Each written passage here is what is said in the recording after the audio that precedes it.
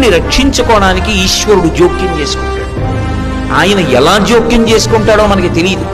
ఒక్కొక్కసారి బహుముందుగానే జోక్యం చేసుకుంటాడు. వచ్చేది తెలుస్తుంది కాబట్టి అడ్డుకట్ట వేసి నించుంటాడు.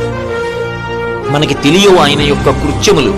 భక్తుణ్ణి మాత్రం ఆదుకుని తీరుతాడు ఈశ్వరుడు. నన్ను నమ్మండి అంతే, అంతకన్నా నేను చెప్పలేను. ఒక సమస్యని ఇచ్చే ముందు మనం సమస్య వచ్చాక ఆలోచిస్తాం. భగవంతుణ్ణి నమ్ముకున్న వాడి గురించి పరమేశ్వరుడు సమస్య ఇవ్వడానికి ముందు వాడికి పరిష్కారం ఎలా చూపించాలని ఆలోచిస్తాడు. నన్ను నమ్ముకుని ఉన్నవాడు వాడు పాడైతే, అందుకే భాగవతంలో అష్టమ స్కంధంలో అంటాడు, వాడు నా కొరకు రక్షింపవలయువాడు. వాడి కోసం వాడిని నేను రక్షించట్లేదు, నా కోసం రక్షిస్తున్నా.